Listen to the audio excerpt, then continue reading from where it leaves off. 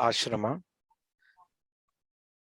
Yoga Samvad is a dialogue series featuring eminent experts from diverse fields, engaging in insightful dialogues on yoga. In these dialogues, we invite you to join us on an exploration of peace and sustainability through yoga using the framework of Saptaswara. The Saptaswara framework is designed by Sri Raghu Ananthanarayanan and Srimati Sashikala Anant, inspired by the ideas of Yoga Sutras, Natya Shastras, and Vastu Shilpa Shastra. Ritambhara is into experiential work on study of self with focus on Antaranga Yoga through Mahabharata, Ramayana, and several other epics. Dharma Drishti is an application area amongst other application areas that we have in Ritambhara. In today's special edition, on the occasion of the 72nd Republic Day, we will focus on Indic Renaissance and are excited to host a panel who will be in dialogue with Sri Raghu Ananthanarayanan. We'll begin the evening with an invocation which has been recorded by Srimati Ahalya, who lives in Nairobi.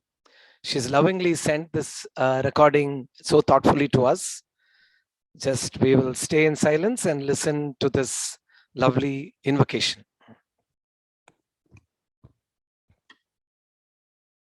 Maitrim bhajata akilah jetrim. Maitrim bhajata akilah jetrim. Maitrim bhajata akilah jetrim. Atmavateva paranapi pashyata.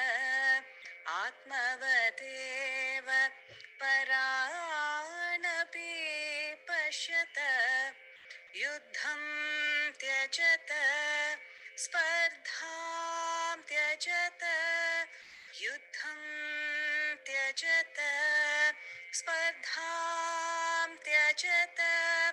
Tyajata pareshva kramamakramanam. Tyajata pareshva kramamakramanam. Maitrim bhajata akilah jetrim. Maitrim bhajata akilah jetrim. Janani prithvi kamadukhaste. Janani prithvi kamadukhaste. Janako devah sakala dayaluhu. Janako devah sakala dayaluhu. Damyata datta dayatvam janata.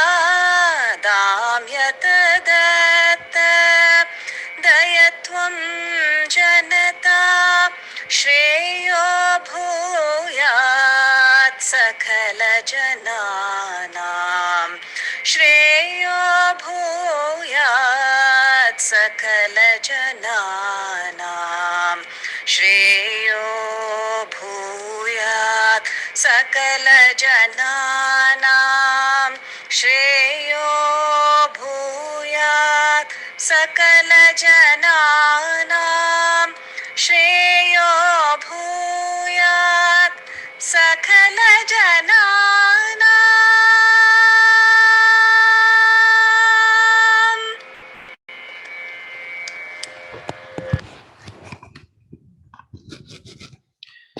Many thanks to Ahalya from here to Nairobi. We now have Ajay, who will introduce Sri Raghu Ananthanarayanan to us. Ajay?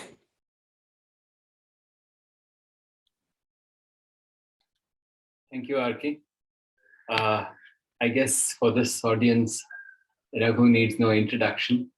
Yeah, but having a formality of recording this and also hoping that this will be passed on to many people, we would like to formally introduce Raghu here.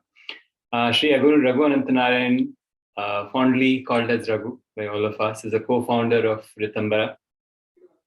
Formerly trained as an engineer with a master's in biomedical engineering from IIT Madras, he has been an immersive involvement in questions of human life. The core of Raghu's approach to teaching yoga is based on Krishnamacharya tradition. However, he has brought in aspects of experiential learning and introspection that make it contemporary and accessible. Earlier in his life, at his 20s, he had the extraordinary opportunity to be in touch with great people like J. Krishnamurti, Yogacharya Krishnamacharya, and Pulinkar, and he was intimately involved with them for more than a decade. This engagement not only transformed him, it evoked in him the sense of service, the service orientation, and his sadhana. His work revolves around helping individuals, groups, and organizations and discover their own dharma and become the best they can be. This, he believes, aligns with his own personal sadhana. Raghu's abiding interest in the question, what is India, was triggered by his years of contact with Dharampalji. He has pioneered an approach to process work that brings together the laboratory learning method with yoga and theatre.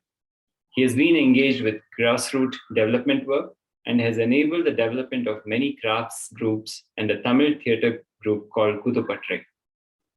Raghu has authored several books, some of them Learning Through Yoga, The Totally Aligned Organization, Leadership Dharma, and Arjuna, the Timeless Metaphor. He has co-authored the book Organization Development and Alignment, the Tensegrity Mandala, with Gagandeep Singh. He has also several publications related to On Spirituality and Organized Religion, Traversing the Heart, Journeys of Interreligious Imagination, as well as many papers in reputed journals. Currently, his wife Shashi and he, donning the role of chief mentors and space anchors, are working on nurturing people on a sacred quest at Ritambhara Ashram, nestled in the beautiful Nilgiris. So we have Raghu with us today.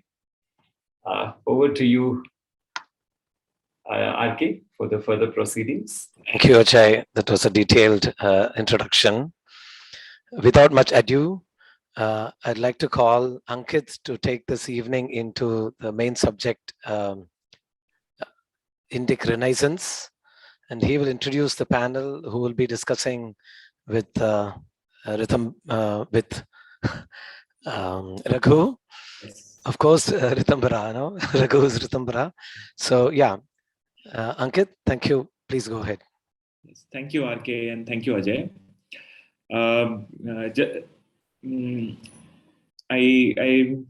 feeling very honored today to call upon this idea of Indic Renaissance that has been very close to my heart.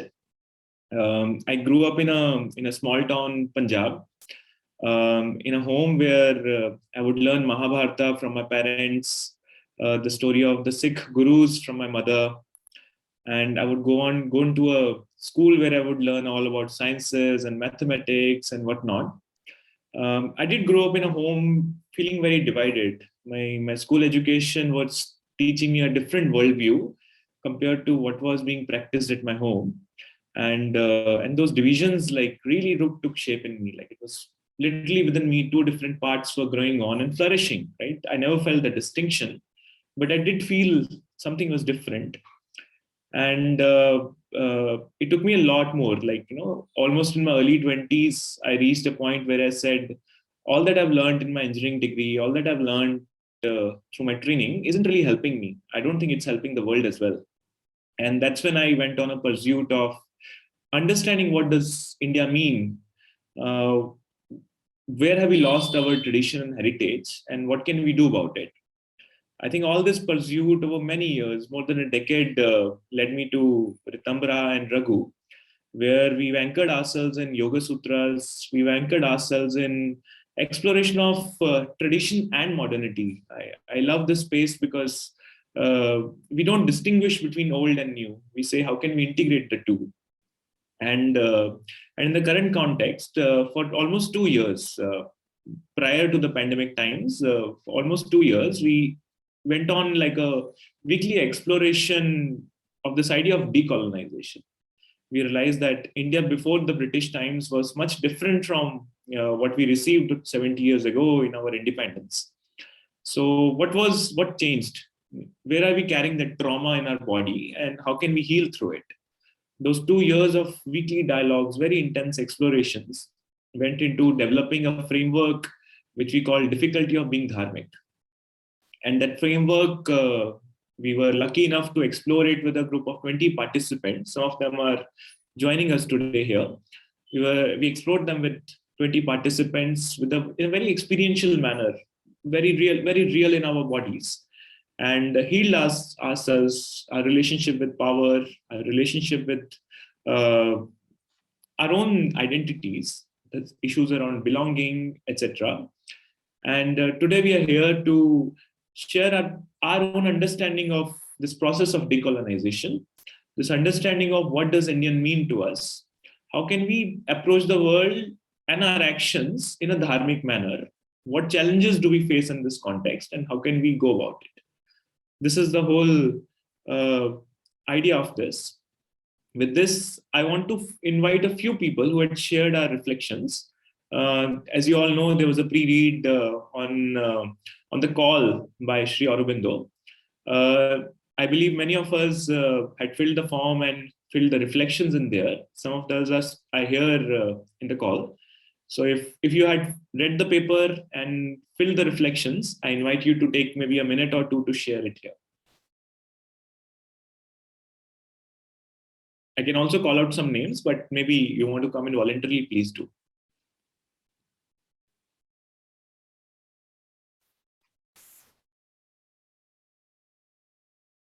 Ankit, it'll be easier for you to call out the names because this medium is a weird medium. Yes. Yeah, you don't know who's getting ready to speak or whatever.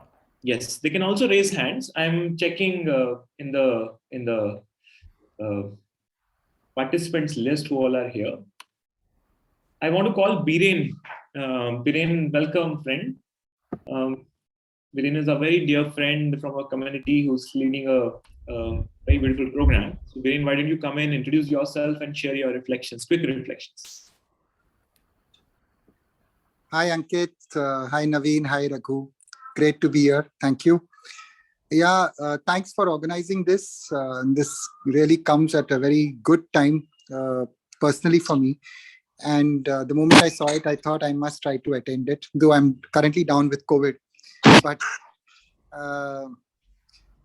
no, my one reflection was, and I've held this belief for a long time, and your paper today sort of reignited that.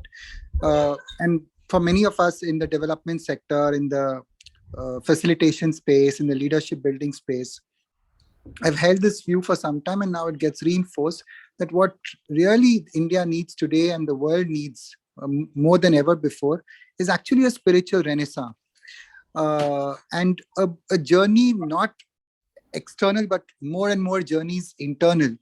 And the challenge is, how does one go about taking it to a large section of people and making it sexy enough for people to start following that is something that I'm also grappling with in the work that I'm doing. So these were a couple of top of my mind reflections that I wanted to share and pose here, questions that I'm trying to deal with as well. Thanks, Biren. Yes, and I also see some people who are putting their questions actually more than their reflections. You can come in and share.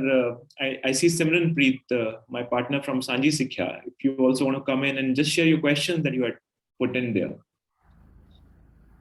Sure. Hello, everyone. I think I just wrote questions because I've been sort of grappling with them, and I think this piece by Aurobindo sort of just brought those questions again. Essentially because I think with the kind of upbringing, I feel a lot of what I do and a lot of what keeps me going is, that those solid like the practices that my parents have been doing since forever, and what I have also just learned observing them and doing them. But now I think actually what Biren mentioned as well, I somehow feel even the kind of work that we do, while at on one hand I know this is what is needed to keep us going long and with these practices, but at the same time there's this concern in terms of how this this sort of the youth of today will take it, and how they they might be perceived as sort of old school, and not sort of modern enough, right? So I think, yeah, that's why I just these questions that how do we inspire them to pursue these. Yeah. Thanks, Imran. I want to invite Rashmi to share her reflections. Hi, Ankit. Hi, Raghu. Hi, everybody. So it was absolutely lovely to actually read through the reading. What I am always, or like for some time at least, in quest is that I don't know what is eventually going to make me happy or satisfied or make me feel fulfilled. You know, the talk of the soul. It is such a journey of just walking, and I don't know where am I going. It's like it's a walk into some kind of a space where the whole life itself is just a walk into some kind of a, what we call in Hindi, it will be like gehri, khai, or I don't know, some kind of a dark space where I'm just walking. I don't know what am I really doing. And I have been done courses with Ritambhara, and it's something which it's satisfying and something which makes us feel okay, anchored, and maybe the fact that we are into the right path. And I don't know, even the work I'm into, social space, the work that we're trying to do the good for the world and maybe for the next generation, but constantly I feel that maybe my parents had a better life, much more chilled. So I don't know what are we really doing out here. So in our lives basically. So yeah, I mean, so many questions and this thing with don't know what's up. Thanks, Rashmi. Thank you. Anybody else wants to come in and just share their quick reflections or questions based on reading or any other exploration?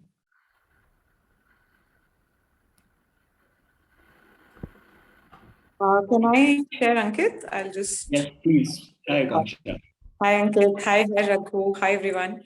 I'm sorry I couldn't submit my question over the form, but ever since I read the reading also and also on reflecting on the theme, one question I have is about this whole idea, even in Aurobindo's the text, it said something about an idea of an India, right? And this is something I've been wondering for a while, personally also, that what would create a unified idea of India? Is that even possible? What can be the anchor or the basis, given our history, given the number of cultural influences we've assimilated and made our own over the years, given our sheer diversity and different realities coexisting? What can be a unifier? I personally don't have an answer and I'm seeking that. So I just want to put it out here for the exploration. Thank you. Thanks, Akanksha. Maybe we have time for one or two quick more reflections. Anybody wants to come in? Yes, Mala. Hi, everyone. Can you hear me okay? Yes, Mala. We can hear, but okay. Like you. Yes, of course. I don't know if I have the bandwidth for it because I'm sitting in the middle of a forest and I have. Let me see if this will come without hanging up. Okay. Without hanging up. Hold on. Can you see me? Yes, Mala. Yes.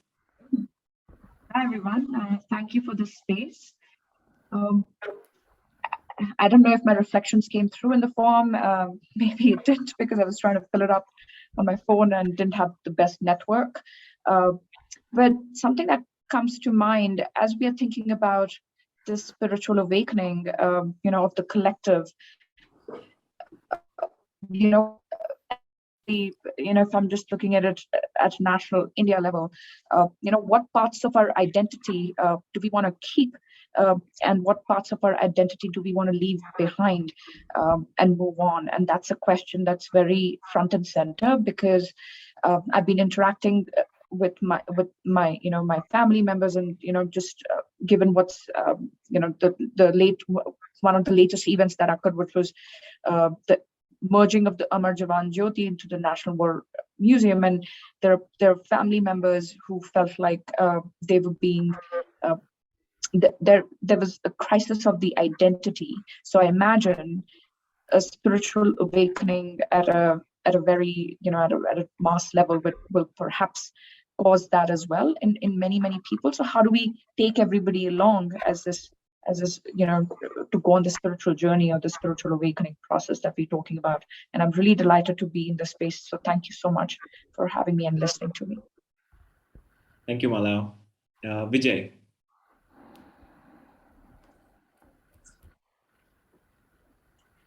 Hello, everybody.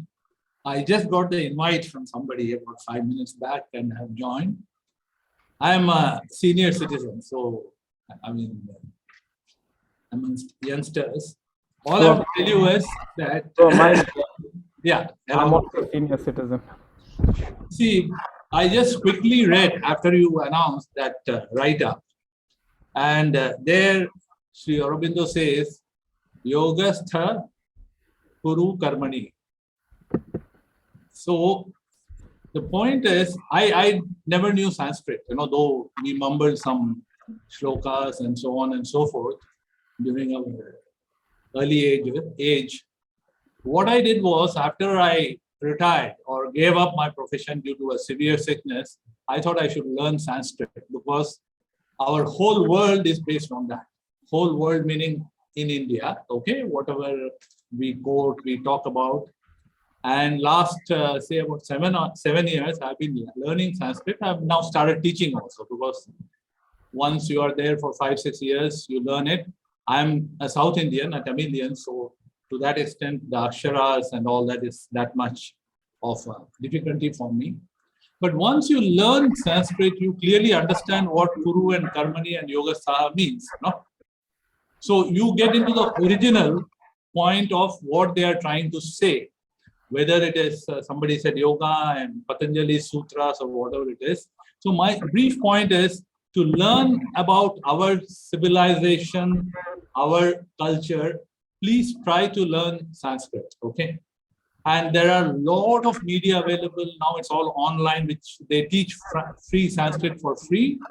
And for those who know the alphabets, the aksharas and so on, is that much easier, because most of Hindi now I hear is more or less derived from Sanskrit. Once you understand and start reading Bhagavad Gita or any literature in Sanskrit, you will really understand how in translation into English, all becomes quite different, And therefore, my appeal to young people, because we didn't have this opportunity, because like Ankit said, we always had, I'm also a student of the 60s and 70s, completely brought up. My first history was Roman history, okay? Greek history and Roman history. Thanks, Vijay. We hear you. Thank you. So this is what I would request you. And I have started the journey very late in my life. But for you youngsters, I mean, you can start early. Thank you very much. Thank you, Vijay. Thank you. One last one. Hari, you want to come in as last one? Sure, Ankit. Glad to be here.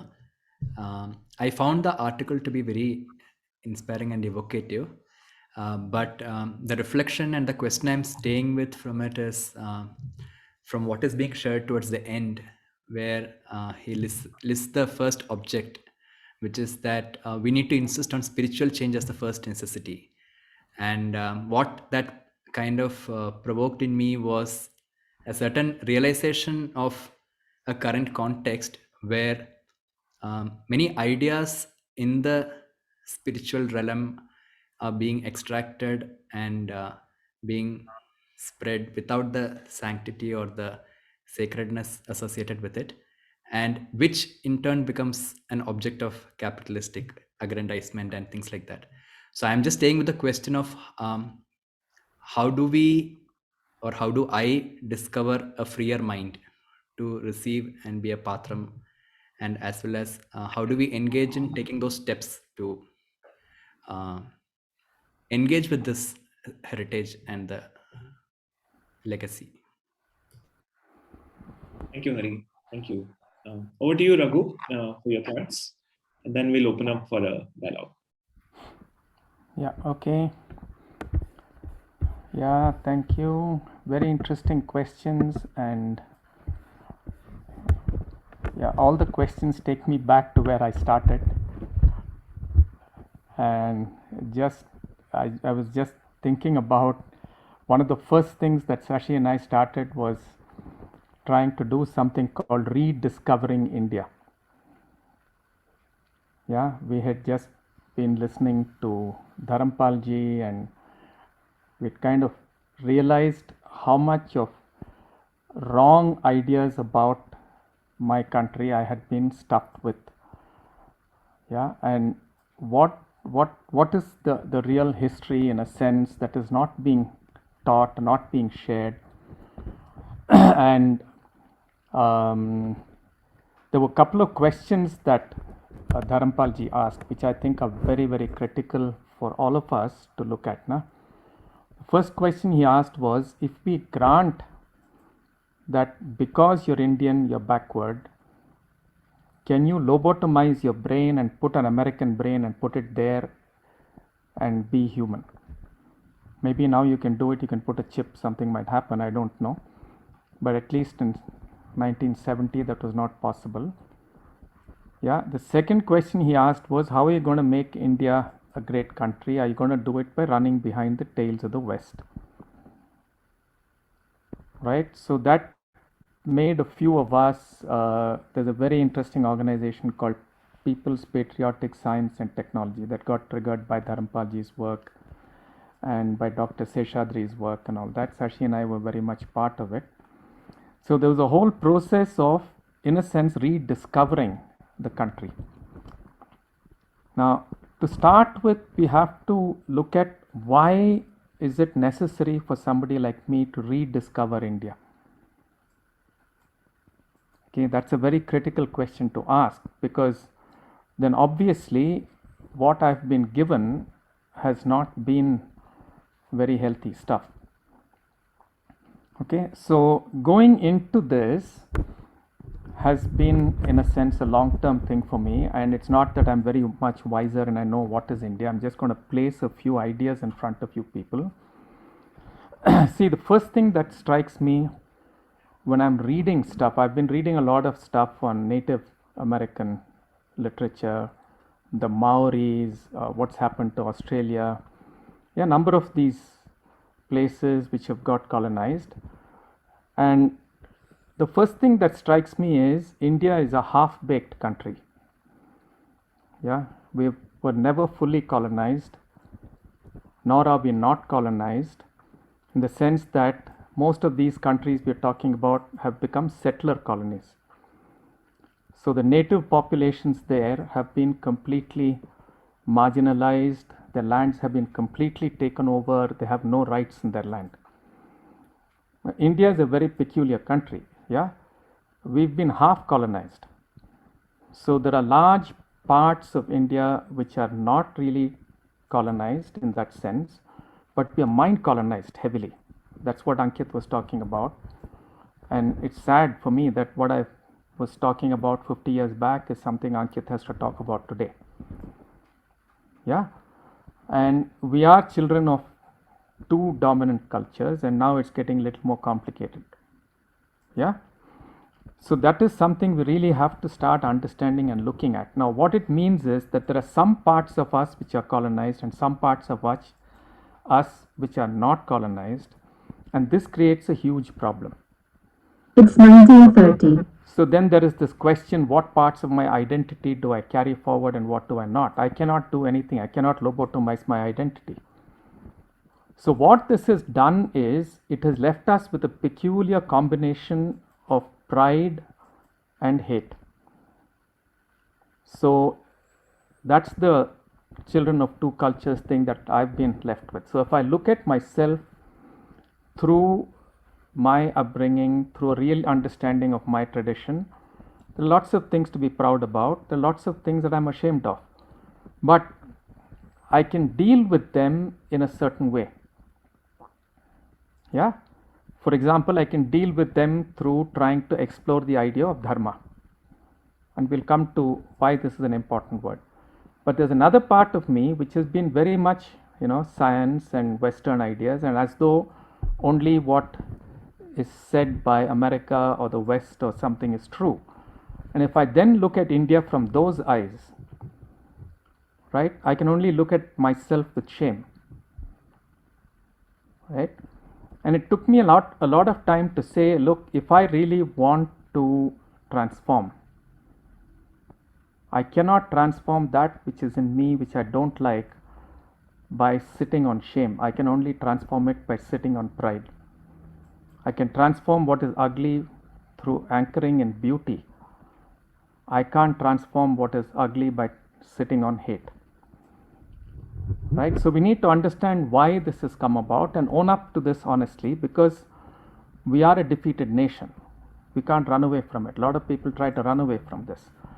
We are a wounded nation, we are a defeated nation. And it does a lot when one realizes this, and to own this up is not easy at all. Right? And then when you start from here, how do you start? Right? And I came across a few things when I was reading up stuff. One of the things that struck me as very important for us to look at is a statement by a person called George Manuel, who has written a note, from the World Council of Indigenous People. Yeah, he said that there are 4 kinds of worlds that have been articulated in the discourse, in the current discourse. There's the first world, second world, third world, and fourth world. So the first world is obviously European. Second world is, communist. Okay, the third world is backward countries, Indonesia, and so on. Where are we? Yeah, some parts of India look like the first world. Some parts of India have tried to imitate the second world, and some parts of India look like the third world. Yeah, and there is also the fourth world. The fourth world are the Adivasis, who've been marginalized and things like that. So India is all 4. And the other interesting thing he talks about is what's the difference between these worlds. So he says the first world, second world, and the third world people think that the land belongs to the people. The fourth world people know that the people belong to the land. And I thought this was a very, very beautiful statement, because to me, this statement captures the essence of the word dharma. Because the word dharma is dharati iti dharma, that which upholds the earth is dharti mata. And I think the fundamental issue that we are facing globally today is the fact that the discourse of development, the discourse of becoming like the first world, is a discourse that does not respect land. It does not respect soil. It does not respect ecology. It does not respect anything except a one framework idea of the world. Yeah. So this is something we have to really look at and ask ourselves, can we start a different discourse? What is our developmental discourse? What is it going to be based on? Is it going to be based on the earth? Is it going to be based on Dharti Mata? Is it going to be based on Dharma? Yeah. Now, the difficulty that comes up the moment you really engage with this question is that the current discourse also makes all original people the straw man of saying, if you are original, you're backward. Okay, so at one point of time when we were doing some work, we actually did this experiment. We showed pictures of people, okay, some of them suited, booted, wearing tie and all this kind of thing, and other people wearing Indian dress, and asked who is educated, who is not. Yeah, the answers were obvious, right? All the people wearing Indian dresses were considered not very forward and things like that. And some of the people's pictures we showed were people like Vishvesharaya and C.V. Raman and people like that, right? So you see how deep the bias goes, and this is because modernity versus tradition is the current paradigm. And we also have to realize that any colonizing country will set up this paradigm when they go to another place to colonize.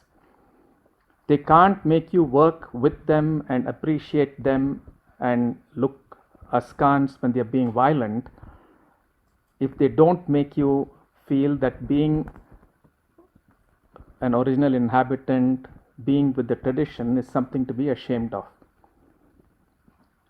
Right? And once the shame gets induced in you, you are trying desperately to join the other guy. And how do you join the other guy? You join him by being a lackey of his violence. Right? So what are the consequence of this? Nah? One of the big consequences of this first is that we've got displaced and dislocated from our land. So we think that being modern is to go to America, or being modern is to be like Americans, or to be modern is to give up what is traditional. While most of the great Indians, most of these great people I talked about, C.V. Raman and all, were ants. Yeah, Bose, who was a phenomenal scientist, talked about life in plants because he went back to the Vedic thing and said there's a continuity of life. Right? He was a phenomenal scientist. He was also a phenomenally traditionally well-read person. And then in the same time, we also have people in various places who've said you should not invest in Sanskritized learning and things like this. Yeah. So the consequence of this has been, one, loss of continuity with the land, loss of continuity with the tradition, and loss of community. When community is lost, stories get lost. Right? You don't remember the story of your family. You don't remember the stories that have been current in your family. And one of the most beautiful things about Mahabharata is every family will have its own little twist in the story. Right? So when my friend Kailasam, who passed away, and I, we were doing some research into what are the various Mahabharatas that are there in Tamil Nadu and surrounding areas. Every village had its own little twist. And they were beautiful twists. Yeah? So this gets lost, right? And when this gets lost, your understanding, like Mr. Vijay was saying, your understanding of what critical words mean in your tradition can very easily get distorted. Yeah? So I was reading another book just now, which is talking about world mythology and all of that. They quote indigenous traditions. Yeah, but every quotation comes from an anthropologist or a white guy who studied that tradition and interprets that tradition. There are things that are interpreted about India. When I read that, I'm saying, that's not a right interpretation. Right? So what is the interpretation that I'm getting?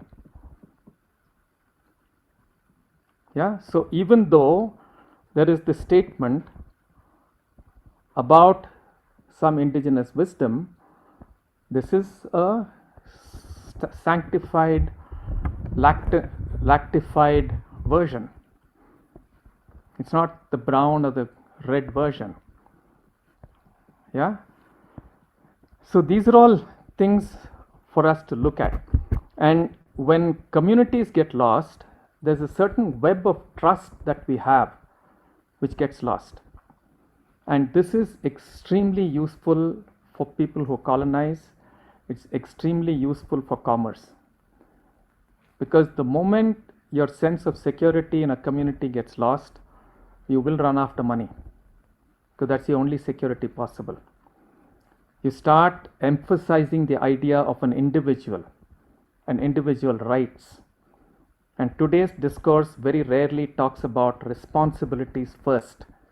It talks about rights first. The idea of responsibility will come only if I have a map of community. So if you hear Desmond Tutu speaking about the word Ubuntu, it sounds very much like dharma. So if I have a sense of Ubuntu, I will speak responsibility first and rights later. Yeah? And there was another very interesting thing that I came across. There's this person called Stan Rushworth, who's a Cherokee Indian. Yeah, he's got to call himself Stan Rushworth. I don't know what his original Cherokee name is. He doesn't tell us.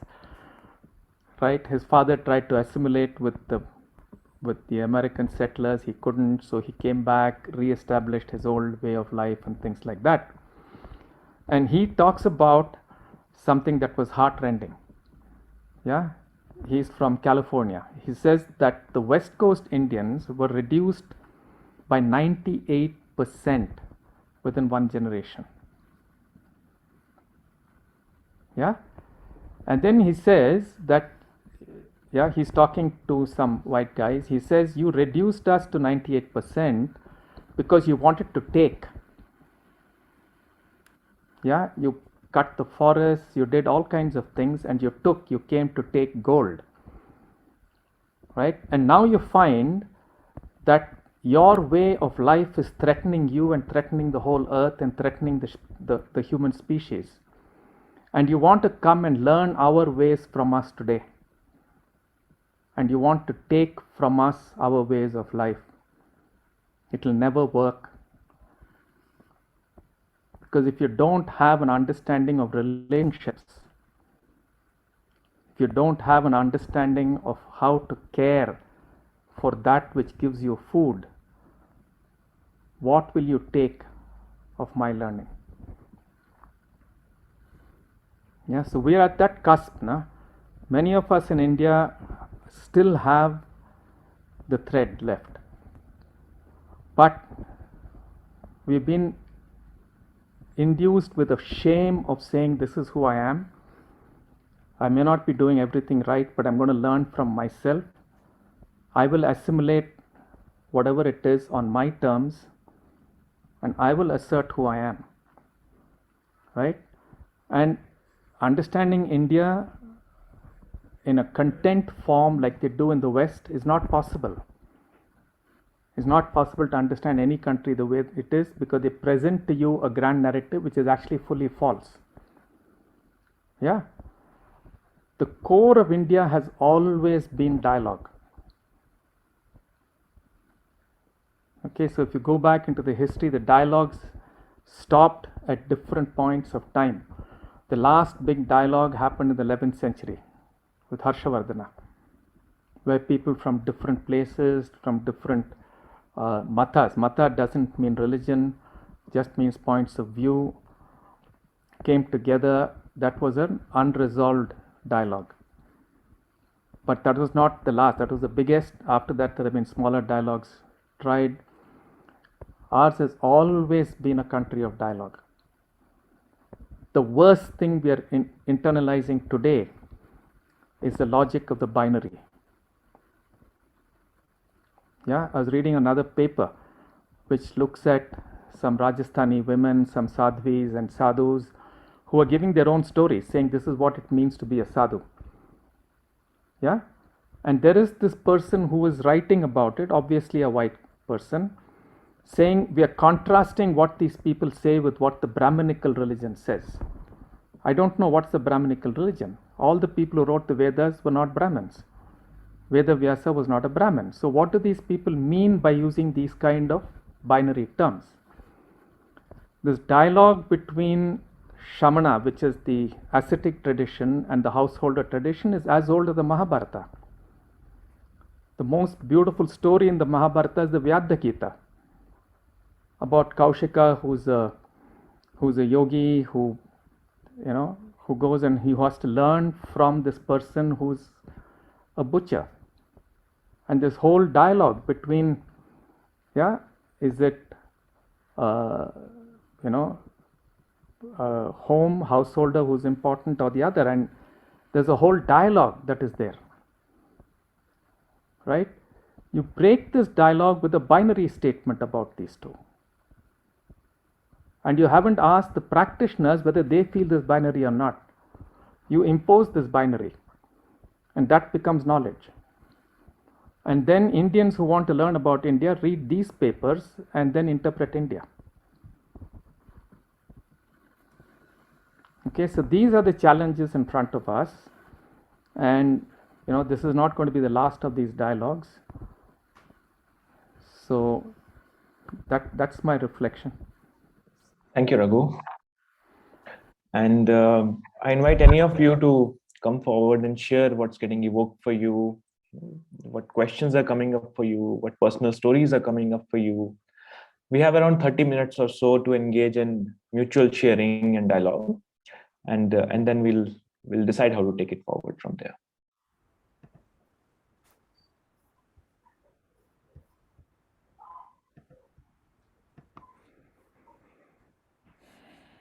Hello, I would like to share something. Yes, Kanchanji. Yeah, after listening to Raghuji, what I came presented from a lot of time, reading the history in a colonized way, and I was never present to what he shared. This opened up for me. Thanks. You should look at a series of books, Kanchanji, called The Essential Writings of Dharampal. Yeah? Yes, sir. That's a great place to start. And there are other people who are writing a different version of history today. Sanjeev Sanyal is one, but Dharampalji is a great place to start. And by the way, he studied the records in the Viceregal archives to present the history of India. So he has restated a white man's view. So it must be right. No, it's not an Indian's view of India. So you can trust it. Thank you, RK, for continuously giving us these summaries on chat. Anirudh, yes.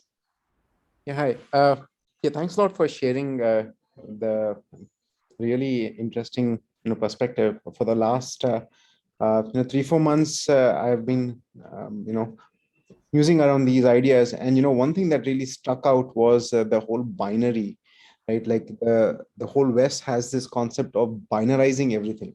There's only 2 points of view. There is either the good or the bad, right? But however, what the Indian way of life is like, you're totally right. There is no binary, right? There is only millions and millions of views. You cannot have a binary view and still be an Indian. And I think that is an area which there has to be more dialogue in, because that is where tolerance develops from, right? If you have a binary view, you are never going to be a tolerant race, right? And India was never binary, right? That's why we are the most tolerant race there is, right? Because we were never binary. We were always, there are millions of views out there, and there is no good and bad. There is only a perspective. Yeah, thank you, Mr. Raghu. Thank you, Anirudh. Yes, Ruchi. Chaitanya after Ruchi. Namaste, everyone. So when Raghu said loss of community, and ultimately how once the trust is lost, everything is commercial, everything is about my fundamental right, and everyone becomes vultures rather than humans. So yes, that's how all those things which create a sense of community, festivals, institution like temples, which brings back that bond of community. We started bringing those festival institutions down, maybe even the institution of marriage or extended family. and instead start creating everything as a pension scheme and an old age home scheme. Let's do it this way. And also another thing which when he said that when the tradition is lost, the words get started finding new meaning. So nowadays everything is like dharma is equals to religion, caste is about jati. When we started believing these narratives, it's easier for the other person to fool us, because we ourselves have already fooled us, and now all they have to do is show us some new stick which we don't have. There is no place of authority nowadays to say anything. He can say and she can't. Who can say and who can't say? So yes, this new definition of word will definitely create a new fall for us. Thank you, Ruchi. Yes, Chaitanya. Yeah, sorry. Yeah, I just wanted to thank Raghu sir for his insights. I mean, brilliant thoughts to think about. And the question that I had was, it's, I mean, how do we proceed then? You know, what is the starting point? I agree with everything that, you know, was discussed and almost all the points everyone's brought up. And the only point I'd like to add to that is, I think like every time that I've at least especially in South America, you know, used to find it so tragic that there is literally nothing left of the indigenous culture there, whereas in India, at least, you know, we were lucky that we didn't turn into settlers. So that does give us this place where we can, I don't know, go back, if you want to call that the right way. But what is the right starting point? I think that's the question that's in my mind, really. See, Chaitanya, I don't, all that I can say is, where did Shashi and I start? Yeah, I don't know what might be the right starting point for you. Yeah. One of the things is to look at India honestly. Right? So, what India is today is an impoverished land. Okay? Who we are a people who have lost a certain pride and things like that. So, that's an important thing not to run away from. Yeah? And see what has happened in COVID. Yeah? The people who've been affected the most, yeah, are the people in between. You know, we are in touch with the artists and, you know, people like that. Nobody talks about them. They talk about the poorest, the richest have not been affected too much, but people in the performing arts, people in the village arts tradition and all that have been impacted a hell of a lot. Yeah. They are the holders of tradition. Very true. Yeah. So, like this, over the last few hundred years, what has got lost is several of these continuing threads. They've become thin, they have not been lost completely, thank God. And the poor have become very poor. So the India that you see today is an impoverished, exploited land. And then we start reinterpreting all of India from the crappy place that we see today in many areas. Yeah, we also have a lot of very, very beautiful, very powerful things in India. Yeah, for example, me and a few of my friends have worked with grassroots development. We went back to an old Indian system called Kudam, which is dialogue fundamentally, to work with water, to work with several other things. There is still a memory of these processes, and it's worked beautifully. People from so-called different castes or whatever these English words are come together and say, what is the village dharma? And they know where to cooperate, where to hold their own, where to confront. It's just brilliant to watch. Right? So you go and you study, and yeah, you really have to love the land. You have to say, I'm going to do something to bring back an idea that is meaningful. And this is not this versus that. There is no absolutism. Yeah. Right? Because that's another crazy, stupid thing to do. So when we did this water development thing, you can watch the film if you want. You go to a website called barefootacademy.org. Yeah, or Barefoot Governance, sorry, barefootgovernance.org. And there's a film called Mission Possible. Yeah, Neerundu Nilamundu. Yeah, Neerundu Nilamundu means where there is water, there is land. Okay. Yeah, we've brought in some modern ideas. There is science and there is community. And when the community comes together in traditional ways, phenomenal things get done. Right. Yeah, so this is what each of us has to do. We have to take up some area and say what is it that is meaningful in our continuity, what is it that doesn't make sense today, and anchor ourselves in subjective truth and honor our subjectivity. Yeah, you don't get caught with somebody else's explanation about you. Yeah, that's right. Thanks, Chaitanya. Yes, Amlan. Hello, can you hear me? Yes, very well. Yeah, we'd like to see you also, yeah. Yes, sorry, 1 second. Yeah, this is like a little bit of a... Hello? Hi.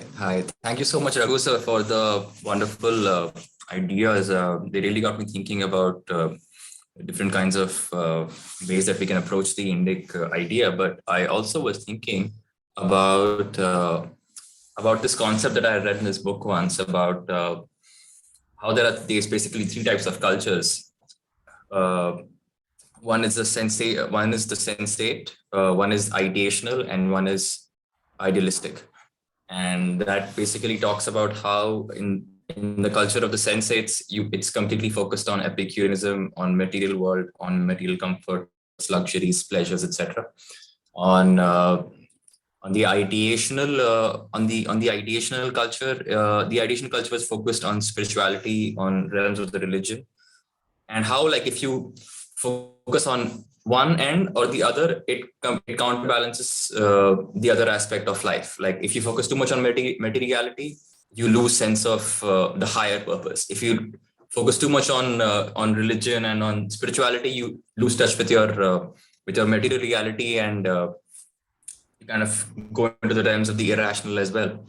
And then there was idealistic culture, which was about combining both of these and bringing a sense of higher purpose to everyday purpose, to everyday life, like your spiritual science, as well as your scientific progress and advancement of material goods. And I was wondering about the example of Japan as a concept, because Japan is a country that has been hailed as the culture that has brought both of these things together. Also, it's easier for them because I feel they're a lot more homogenized. And I was wondering if you could shed some light on how we could think about these concepts with respect to the Indic culture, and about how we have so many different types of cultures coming together. So is it even possible to do that? I think it's possible. That's why I'm talking to you guys, okay? If I thought it is not possible, I wouldn't be talking to you. Hey, be on the screen, man. I need to talk to you. Right. Yeah. Sorry. So, couple of things, Amlan. First thing is, there are different ways of categorizing. Yeah, the way of categorizing that you're talking about is an outside-in categorizing of cultures, which doesn't make sense to me. Let's look at an inside-out culturing. Yeah, what are you? Are you idealistic? Are you materialistic? Are you this? Are you that? Or are you some kind of a combination?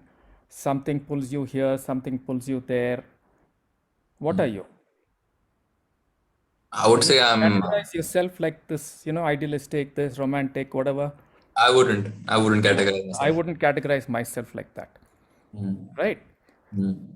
So I wouldn't categorize any culture like this. To start with. Okay. The second thing is, if you go back into the history of India, there is a whole range It's 20 hours. of points of view that have been in dialogue for a long time. you have Charuvakas on one end, yeah, who say there are only 4 realities: earth, water, fire, and air. Why do you talk about space? There is no evidence, whatever. Right? A lot of science has come from the Charuvakas. Okay? How to look at world, how to look at things. They've contributed a lot. Nobody denies that. Right? And then there are various other shades from there. Buddhism is somewhere along that. And then you have yoga and Sankhya in the middle. And then you have Vaisheshika. Vaisheshika is a little bit to the right because it talks about material reality. Yeah? And then you have what is generally called ritualistic, which is not, which is symbolic understanding of the world, which is the Vedic. And this range has always been in dialogue in India. Okay? Now, when all the universities were destroyed,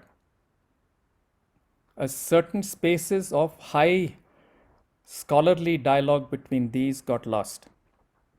So what happened, that's the time when you had the Kabirs and all of these people who brought the same dialogue in a very different way to a much more grounded, much more everyday level. Right? So this ability to say, these are my truths and I'm going to dialogue with you, I think is the only way forward. And not get caught with these kinds of, externally imposed things, because then your discourse is not yours. Your discourse is handled by the categories. And every human being will fall somewhere between all these categories, because all these categories are abstractions. They're not realities. So how would you like to live your life? Would you like to love the earth? Yeah. Yeah. Would you like to wear a Calvin Klein shirt once in a while? Not really. Good for you, man. So you find your balance, na? And the more you can find your balance, the more you can find your community, the more you can think of responsibilities to the earth and other people, the more you create a beautiful culture. Right. I have a follow-up question though, with respect to what I talked about Japan. Japan was hailed as like this icon of blending modernity with quickly about Japan. Japan was never colonized. Right, exactly. But what we see today is that they have gone into the deep end. Like they can hardly talk to each other. Everybody's on their phones all the time. They are completely technocratic as a society. Is that bound to happen, like, according to you? You guys have to tell me, man. Right. Thank you. Yes, Reena. Namaste. Can you hear me? Yes. Yeah. Namaste, Raghuji. Thank you so much for organizing this.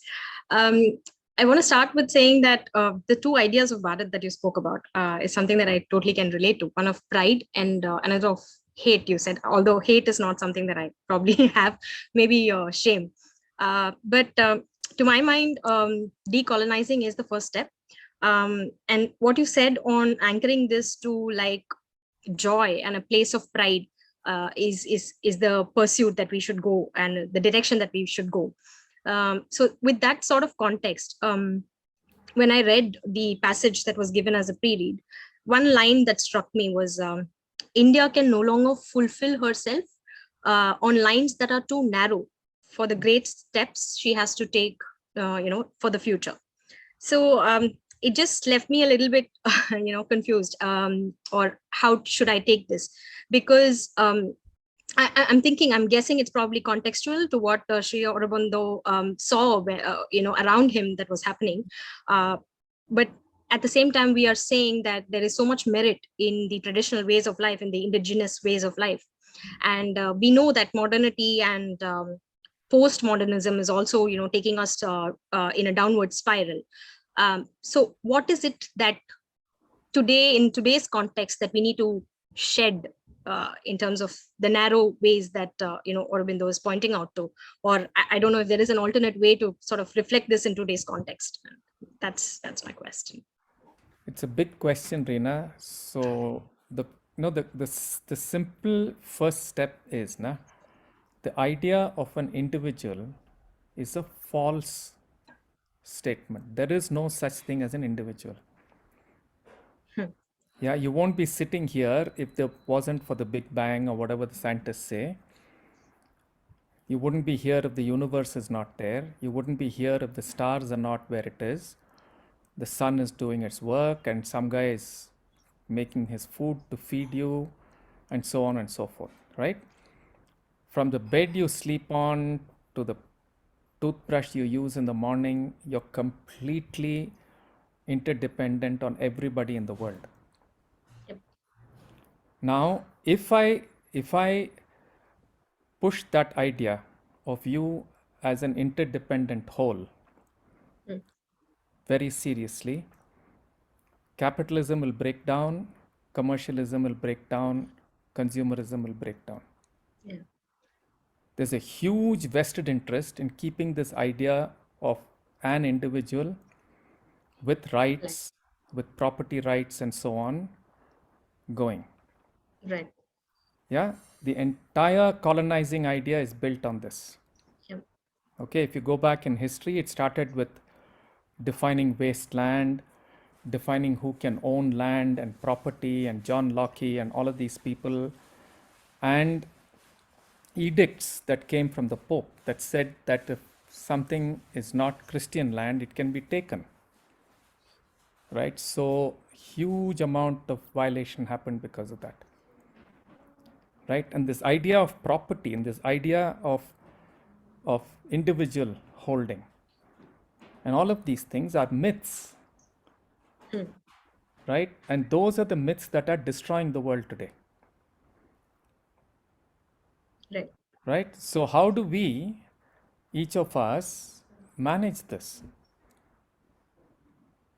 That's the critical question. Once we start looking at this and really taking charge that I'm not an individual, I'm interdependent, right? And me, how I live is not as important as Ubuntu and all of these realities. I will think responsibility first, na? The moment I do that, the way I encounter things will change. Yeah, so you have to read some of the history of colonization and capitalism and all that to see, what has been the origin of today's dominant discourse, Right. and how destructive that discourse is. See, what we are saying about India is not peculiar to India. All indigenous cultures have dharma. All indigenous cultures talk about love of community, love of the land, and all of this. The only difference is their continuities have been severely curtailed. In India, it's not been that completely cut. Yeah? There's still a possibility of this tradition being brought back and some learning from that. And India has never been a land of science versus religion or science versus this. Right? So why are we internalizing all of these kinds of ideas?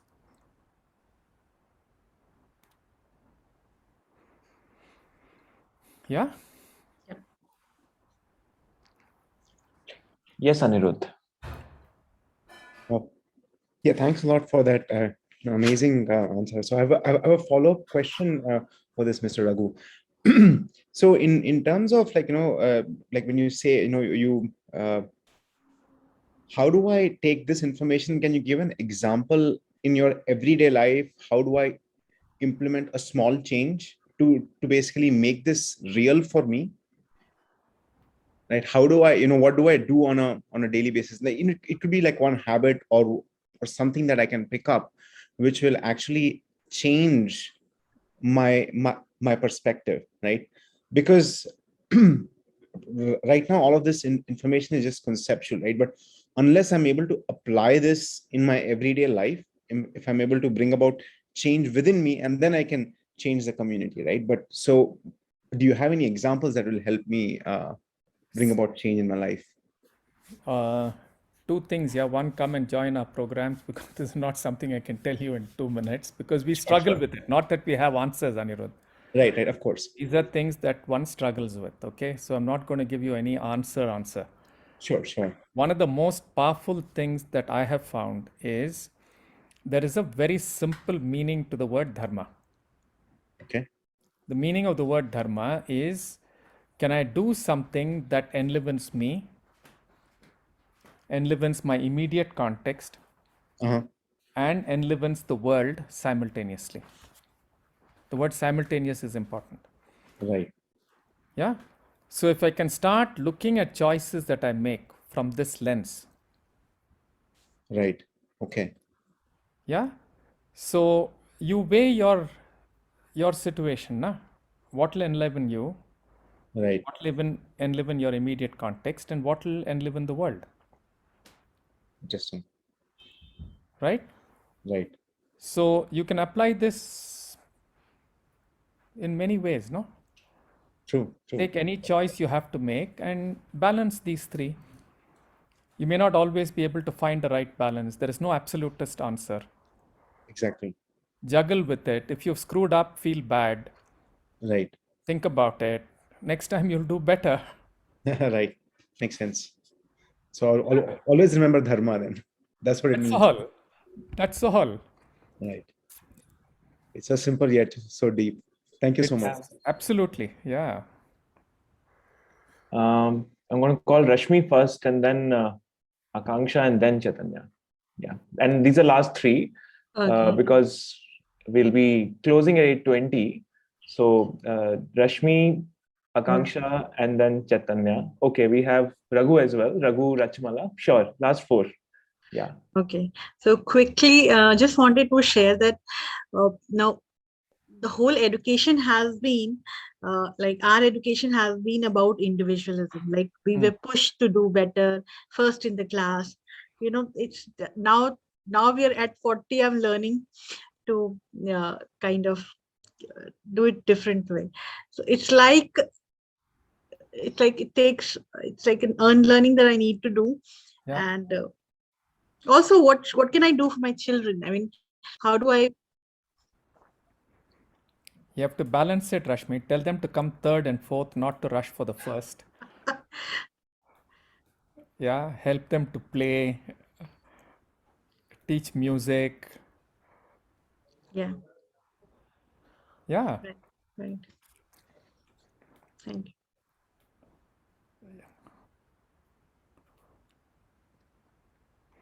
And also, whenever you screw up, tell them you've screwed up. Yeah.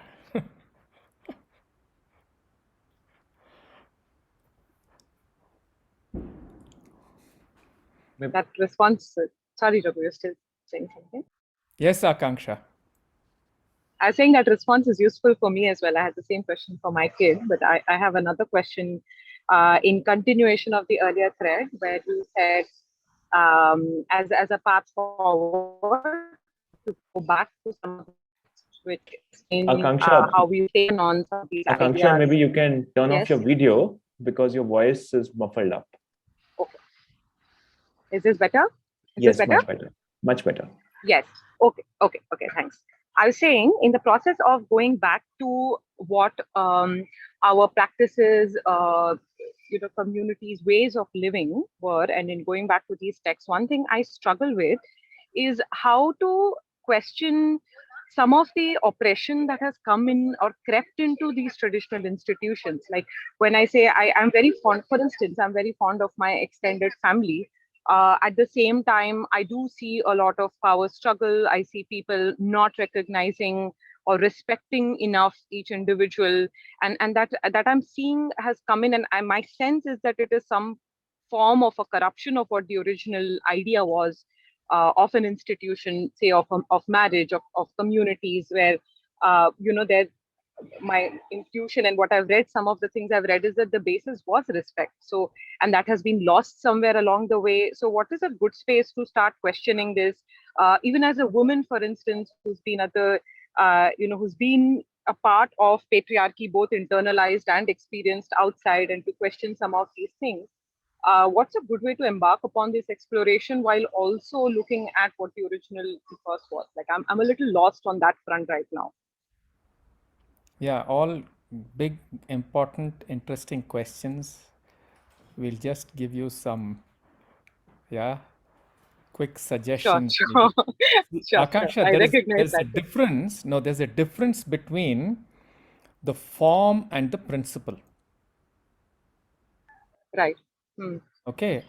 Hmm. I'm very clear that many of the forms that you find today in India are forms of a people, beaten up people trying to cope with life. They are not pure forms. Okay. Yeah. For example, when we worked in the villages, right? There is a clear principle that there are riparian rights, there are various kinds of things, water rights, and so on. The whole community will come together with the other village that is at the higher level before they open water sluices, close this, that, and the other. The panchayat thing that has been imposed now came in the way of all of this. Okay. Right?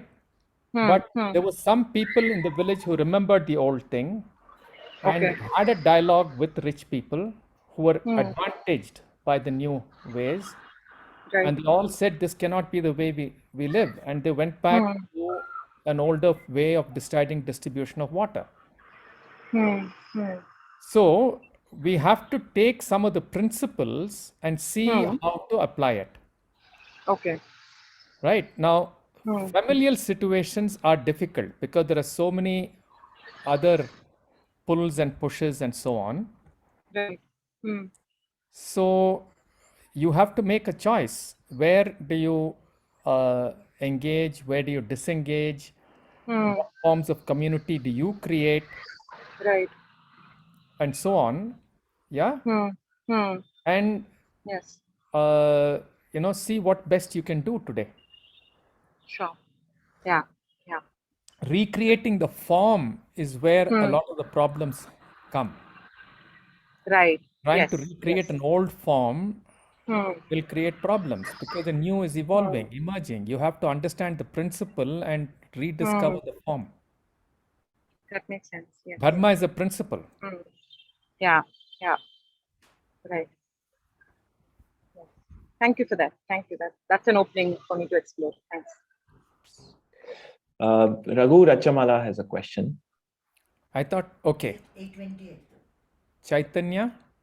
And Chaitanya after that, last two. Okay. Raghu Rachmala and then Chaitanya and then we close. Yes. Yes, Raghu. Namaste, Raghuji. Namaste, everyone. So, yeah, I listened to, all of the questions and, reflections. My question is around, the topic of India as Vishwaguru. Right? We hear a lot, in the past, India used to be a Vishwaguru where you highlighted the importance of, continuous dialogue that happened. And, the results of the dialogue, were very positive. Right. So in this globalized world, there is another, there is a immediate need for that to happen. Right. So we cannot be, as I said, we are interdependent, not as small communities anymore, but as a countries. With the, as we see in the COVID situation, how much interdependent we are. Right. So to have the dialogue happen and, bring the positive change again and become to take India as a role, lead role, and could you shed some light on current situations? Not as at the individual level, but at a community level, to bring that consensus of dharma between education, rulers, and communities, and how we can because even Sri Aurobindo and Swami Vivekananda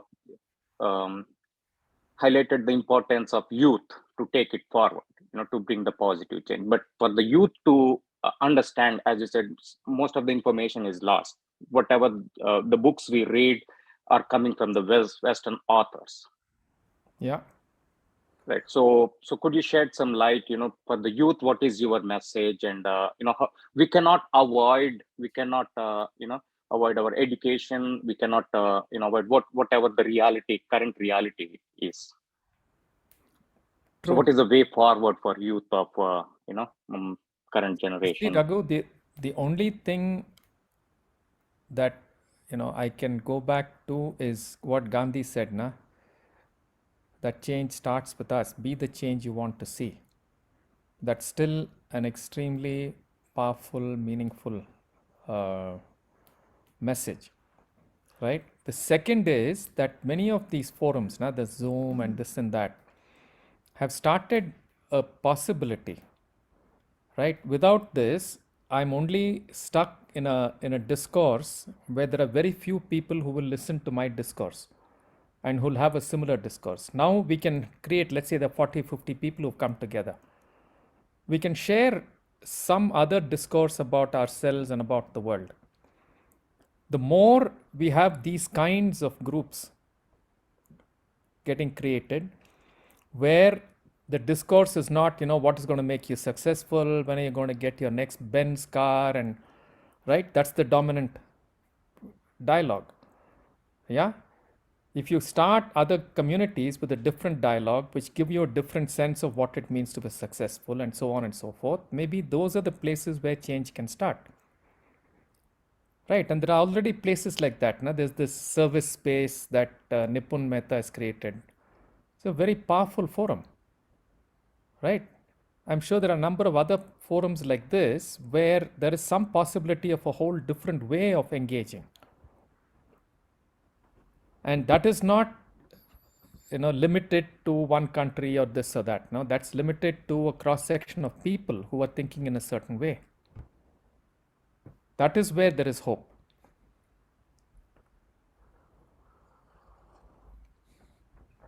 There have to be 100 service spaces, not just one. Thank you. Yes, Yeah. Chaitanya. Yeah. Okay, I have too many thoughts right now going on in my head based on the discussion. I think very, very interesting and insightful. So I'm going to try to make a little sense of what I've understood. So Raghu, what I've understood is that, especially to Akansha's question when you were answering about the principle being the same and the forms are where possibly things go wrong with community, right? So do you mean that for larger democratized things that we need for development, like say healthcare, something like healthcare where we can learn so much from what already exists, do you think it's not so much about the individual there, right? It's more about governance. It's about approaching things in a very different way. So how does the revival of something like that work out? And no, we have to, yeah. I get the question, Chaitanya. These are things we have to work on. See, the way yoga started, now Raghu was talking about Vivekananda having gone and spoken, and there are other people Yeah. all over the world. But see what has happened. Now, the forces of commercialization have very quickly come in. Yeah, capitalism there. Capitalism. Absolutely. Right? Yeah. And they have distorted the idea of yoga. Completely. Yeah. Right? Then there is this whole Ayurvedic thing. Oh, yes. Right? And there is a lot of lobbying against Ayurveda. Unfortunately. When the reality is that for any poor country, really understanding herbal medicine is a hugely important thing. Yeah. Right? And no Ayurvedic person I know says Ayurveda versus allopathy. They're clear. They say these are areas where we can deal with, these are things that we can change, these are things we cannot change. If you take an X-ray to a good Ayurvedic physician, he will look at it and he will talk to you. He will also take Nadi. You go to an allopathic physician and say you've been to a Nadi Pariksha of an Ayurvedic person, he'll say, you're an idiot, why are you coming to me? And right? Yeah. So this is the reality we are facing today. Very true. Yeah. right? So each of us has to see what we can do, how much we can influence these situations, and so on. Okay, got that. Right. And yeah, In certain areas, we've been able to go in. Like for example, we've done some work with agriculture in one small part of Tamil Nadu. Mm-hmm. Making sure millets are grown again, and there's a collective way of farming and coming back to non-use of chemicals and organic growth and things like that. It's taken 4 or 5 years of work. Yeah. Right. So there are pockets of this kind of thing happening. Yeah. Yeah. But it has to grow. Got it. Yeah. And I had another question that is also sort of an extension of one of your previous answers. When we say, I mean, it's community over the individual and responsibility, like versus, just looking out for ourselves. But is that not a bit of a digression also from the spiritual path? Because in our own spiritual journey, it does, it's about being true to ourselves, right? The essence of ourselves, and actually No. trying to layer away. What is the essence of yourself? Which is essentially getting away from the conditioning around us. That's I mean, all. not Now, escaping. Yeah. We need a much longer discussion on this, Chaitanya. You're conditioned to believe that you're an individual. That's true. Yeah. The moment you drop that conditioning, you belong to a community. Yeah. Okay. Yeah. Yeah. So that itself is a very good step into a spiritual way of living. You'll start sharing, you'll start being more kind to people around you, you'll stop fighting and saying my child should come first, I must come first, and things like that. You will already have a different quality of life. An expression also, though, right? Yes. Because and this idea that of an individual versus a community is a Western idea. That's true. Yeah. It's not, no indigenous culture puts these two verses. You read about American Indian culture, Native American culture. They respect spiritual journeys, they respect collective journeys. That's yeah. That's true. We have to be careful when we are looking at this. The moment we categorize in this way, we get into a problem. Yeah. I think the categorization comes from the reality as it is today, right? No, Maybe it if comes this from was the 100, conditioning of the 200. mind. No, it's not the reality as it is Okay. today. It comes from the conditioning. Yeah, possibly. What Yeah, you have okay. that is what you have to look at. Thanks, Chaitanya. Thanks, Raghu. This you. brings us to a close today. It's been really wonderful. I want to invite my colleague RK for closing. And Raghu, I know you have a call at 8:30, so you may rush if you may. Yes, RK, over to you. Yeah, thank you, Ankit. Extremely enriching evening with everyone participating in this beautiful Yoga Samvad. What a way to pay tribute to the people who worked on making this a republic country, not just simply celebrating by wishing each other happy Republic Day, but to spend this 1.5 hours and enrich ourselves. And, like the way Raghu finally said about how we can be the change that we would like to see. Yeah, so it's a wonderful evening. Thanks to everybody who joined in, and special thanks to those who brought in their views, their reflections, their questions, and made it a lovely evening, lovely Yoga Samvad. What I am staying with is responsibility first, rights later. Lovely statement that came about in terms of my dharma. A dialogue. I mean, I think even it starts from the family. I just got connected with Andandam, Pindandam. What is in Andandam is in Pindandam is what our epics say. And so if we can bring a dialogue in our house, I think we can have the dialogue as a country as well. That's what I was left with. And and then other one was the interdependence. Again, interdependence from the house, from a wife to son to grandson to everybody, interdependence all the way to country and the world. Yeah, so it's great to have everybody here to figure out ways and means of finding out what I can do to be the change that I want to see.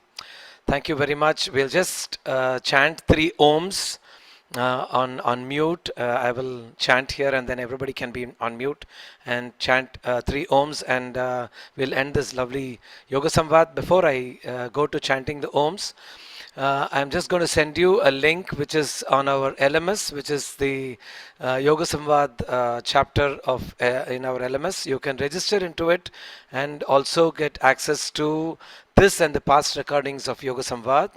And then of course you will get the future recordings as well. Isn't it, Hari?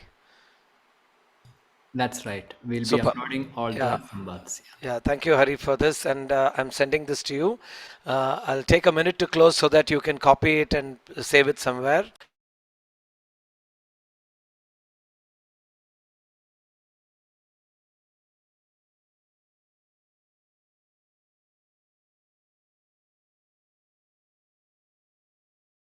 RK, you've gone on mute, RK. Okay. Am I okay now? Am I audible? Yeah. Yeah. So, Hari, do you want to talk 1 minute about this yoga of for Deshikachar? Yeah, just we are organizing, Ritambhara in collaboration with Yoga Vahini has been organizing one specific series of dialogues on yoga, which is focused on our teacher, Sri Deshikachar. And we've been inviting very renowned teachers from the yoga space every month since last June. So the next dialogue is happening on 30th of January, the coming Sunday. So in case you are interested, you can click on the link below, just yogaofdeshikachar.com, and you can register for it. That's all. Thank you.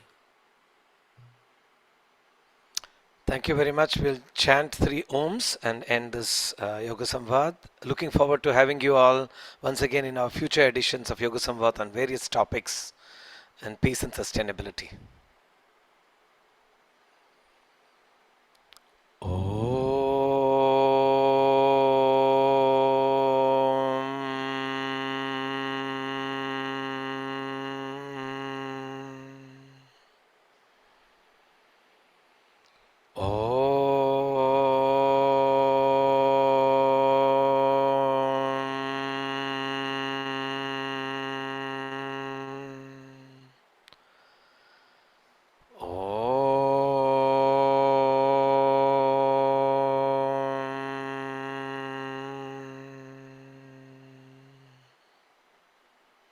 Thank you, everyone. Bye-bye. Have a good evening. Namaskaram. Thank you, RK. Thank you so much for organizing this. Pleasure. Thank you, Arki. Thank you so much. Thank you, Hari. Thanks, everyone. Thank you. Thank you, everyone.